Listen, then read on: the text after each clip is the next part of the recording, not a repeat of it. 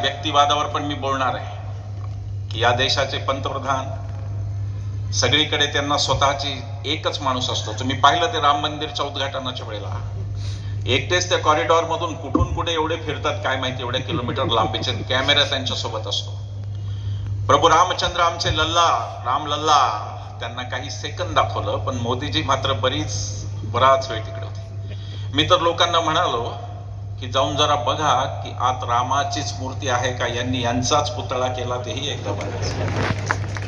किळसवाना व्यक्तिवाद या देशात अशी माणसं होती जी सर्वोच्च पदावर राहून सुद्धा त्यांची स्वप्न फार वेगळी होती। मी वल्लभभाई पटेलांचा किस्सा सगळ्या सभांमध्ये सांगत असतो की या देशात अशी माणसं होऊन गेली जी सर्वोच्च जागी बसली पण त्यांच्या आकांक्षा काही वेगळ्याच होत्या।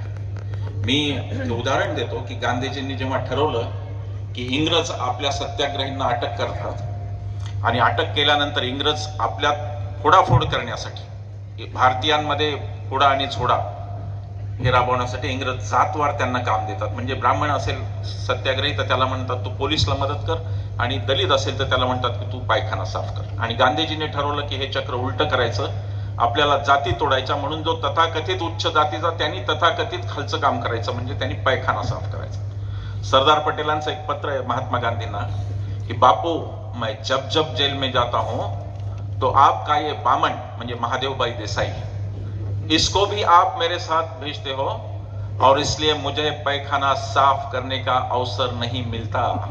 या देशातल्या सर्वोच्च माणसाचं स्वप्न मी पैखाना साफ करून देशाची सेवा करावी, माझ्यावर सतत कॅमेरा असावा हे या देशातल्या सर्वोच्च माणसांचं स्वप्न नव्हतं। हे गाडीत बसले त्यांचा व्यक्तिवाद इतका घाणेरड्या टोकाला गेलाय की मोदीजी गाडी